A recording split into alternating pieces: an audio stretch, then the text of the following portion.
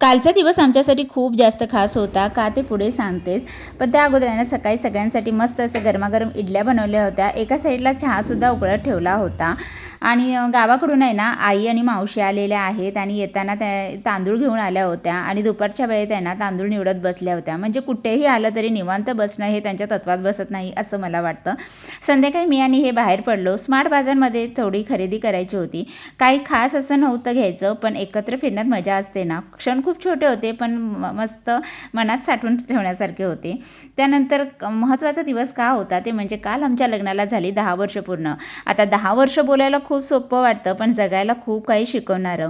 या 10 वर्षात खूप हसू आलं, कधी डोळ्यात पाणीही आलं, कधी भांडणं झाली, तर कधी त्या भांडणानंतर समजून घेणं अजून जवळ आणून गेलं. एकमेकांच्या सवयी जुळल्या, काही बदल स्वीकारले, कधी शब्द कमी पडले, पण साथ मात्र कधीच कमी पडली नाही. आज मागे वळून बघताना असं वाटतं परफेक्ट काहीच नव्हतं, पण आपलं सगळं सुंदर होतं. छान असं घरच्यांसोबत छोटंसं सेलिब्रेशन केलं. कधी कधी मोठ्या सेलिब्रेशनपेक्षा आपल्या माणसांसोबत घालवलेला वेळ हा नेहमीच खास असतो. ओवीच्या पप्पांसाठी मस्त मी सरप्राईज गिफ्ट घेतलं होतं. म्हणजे त्यांच्या फेवरेट ब्रँडचं मी त्यांना वॉच गिफ्ट केलं आणि त्यांना ते खूप जास्त आवडलं.